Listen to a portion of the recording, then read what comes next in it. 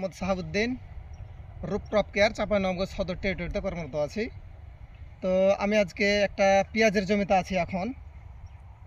তো আমি পেঁয়াজের জমিতে যে সমস্যাগুলো দেখতে পেলাম সেটা হচ্ছে পার্পল ব্লচ, যেটা পেঁয়াজের আগাল মরে যাওয়ার সমস্যা। তো এই সমস্যার জন্য আমার কোম্পানির বেনিস্টার, অর্গানিকা এবং পোকামাকড়ের জন্য ফ্লেয়ার, এই তিনটা সাজেস্ট করলাম আমার এই পেঁয়াজ চাষি ভাইকে। তো ভাই, আমি যে বীজগুলো দিলাম আপনাকে লিখে দিলাম, জি আপনি দিতে পারবেন তো? হ্যাঁ পারবো। এই রূপক্রপ কেয়ারের নাম শুনেছেন? জি শুনেছি। এই কোম্পানির কোনো বীজ কি বা কোনো প্রোডাক্ট ব্যবহার করেছেন কি? জি ব্যবহার করেছি। কি প্রোডাক্ট ব্যবহার করেছেন? এই অর্গানিক আপনার অর্গানিকা। হ্যাঁ। কিসে ব্যবহার করেছিলেন?